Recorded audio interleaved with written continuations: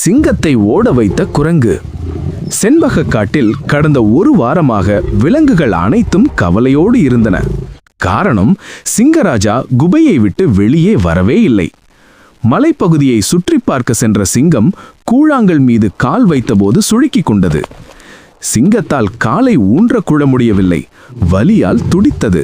தத்தி தத்தி குகைக்குள் வந்து படுத்துக்கொண்டது.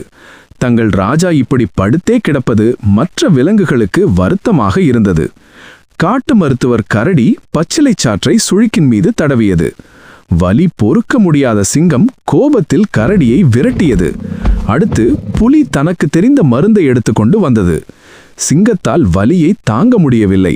புலியை ஓங்கி உதைவிட்டது. தப்பித்தால் போதும் என்று ஓடிவிட்டது புலி. கால் சுளுக்கை குணமாக்க வேண்டும் என்று நம் மருத்துவம் செய்ய போறோம். ஆனால் ராஜா இப்படி நம்மை அடித்து விரட்டுகிறாரே என்று கரடியும் புலியும் பேசிக்கொண்டன.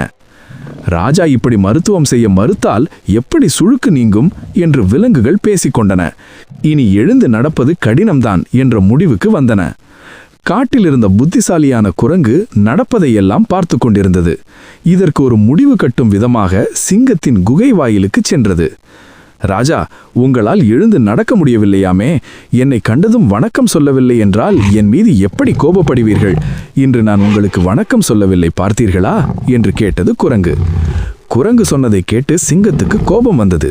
அது படுத்தபடியே, என்ன குரங்கே, வாய் ரொம்பவும் நீள்கிறது, உன்னை என்ன செய்கிறேன் பார் என்று கர்ஜித்தது. அதை கேட்டு குரங்கு சிரித்தது. ராஜா, அந்த காலமெல்லாம் போய்விட்டது. இப்போது என் வாய் மட்டுமல்ல, கை கூட நீளும். பார்க்கிறீங்களா, முன்பு நான் செய்த சிறு தவறுக்கும் எனக்கு தண்டனை கொடுத்தீங்க. அதற்கு பழிவாங்க இப்போதுதான் நல்ல நேரம் என்று குரங்கு சிங்கத்தின் முன்னங்காலில் ஒரு அடி கொடுத்தது. கோபமடைந்த சிங்கம் குரங்கை உதைப்பதற்காக காலை நீட்டியது. ஆனால் முழுவதுமாக நீட்ட முடியவில்லை. குரங்கே, என்னிடமே உன் வேலையை காட்டுகிறாயா? நான் எழுந்தேன் என்றால் உன்னை என்ன செய்வேன் என்று எனக்கே தெரியாது. இங்கிருந்து ஓடிப்போய்விடு என்று கர்ஜித்தது சிங்கம். என்ன சொன்னீங்க? எழுந்து வந்து என்னை அடிக்க போறீங்களா? முதல்ல எழுந்து நிற்க முடியுமான்னு பாருங்க என்று கேலியாக சொன்ன குரங்கு மீண்டும் சிங்கத்தின் காலில் ஒரு அடி கொடுத்தது. இனிமேல் பொறுக்க முடியாது என்ற முடிவுக்கு வந்த சிங்கம் சிரமப்பட்டு எழுந்து நின்றது. குரங்கை நோக்கி காலை உதைத்தது. சுதாரித்து கொண்ட குரங்கு சட்டென்று அங்கிருந்து ஓடிவிட்டது. சிங்கம் எழுந்து நின்றபடியே இருந்தது. குரங்கு திரும்பி வந்தது. ராஜா, இனி உங்களால் என்னை ஒன்றும் செய்ய முடியாது. இனி நான் தான் இந்த காட்டுக்கு ராஜா என்று சிரித்துக்கொண்டே சொன்னது குரங்கு. இனி உன்னை விடமாட்டேன் என்று சொல்லிக்கொண்டே சிங்கத்தை நோக்கி பாய்ந்தது சிங்கம். குரங்கு சட்டென்று விலகி ஓடியது.